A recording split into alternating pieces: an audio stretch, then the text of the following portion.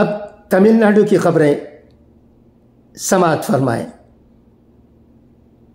چنئی، تمل ناڈو میں گورنر اور ریاستی حکومت کے درمیان جاری کشیدگی ایک بار پھر منظر عام پر آ گئی۔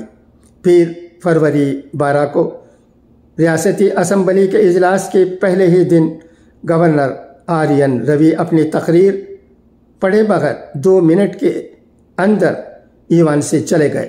صرف 1 منٹ کی تقریر میں گورنر روی نے کہا کہ قومی ترانے کو احترام دینے کی میری درخواست کو بار بار نظر انداز کیا گیا۔ نیز اس خطاب میں بہت سے حصے ہیں جو حقیقتاً درست نہیں ہیں، اس لیے اخلاقی طور پر میں ان سے متفق نہیں ہوں۔ گورنر نے کہا کہ اگر میں اب بھی اسے اپنی آواز دیتا ہوں تو یہ آئین کا مذاق ہوگا، اس لیے میں اپنا خطاب ختم کر رہا ہوں۔ میری خواہش ہے کہ عوام کی فلاح و بہبود کے لیے اس ایوان میں بامعنی بحث ہو۔ گورنر کے ایوان سے باہر جانے کے بعد اسپیکر اپاؤ نے اسمبلی کے پہلے اجلاس کی تقریر پڑھ کر سنائی۔ حالانکہ اس پورے واقعے کی وجہ سے تمل ناڈو کی سیاست میں ڈی ایم کے اور اپوزیشن پارٹیاں آمنے سامنے آ گئی ہیں۔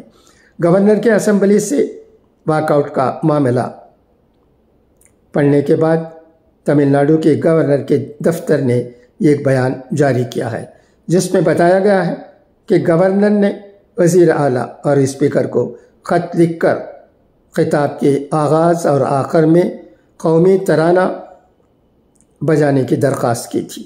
اسپیکر کی تقریر کے بعد گورنر قومی ترانہ کے لیے کھڑے ہوئے، لیکن ضابطے پر عمل کرنے کے بجائے اسپیکر نے گورنر کو ناتھورام گوڈسے کا پیروکار قرار دیا۔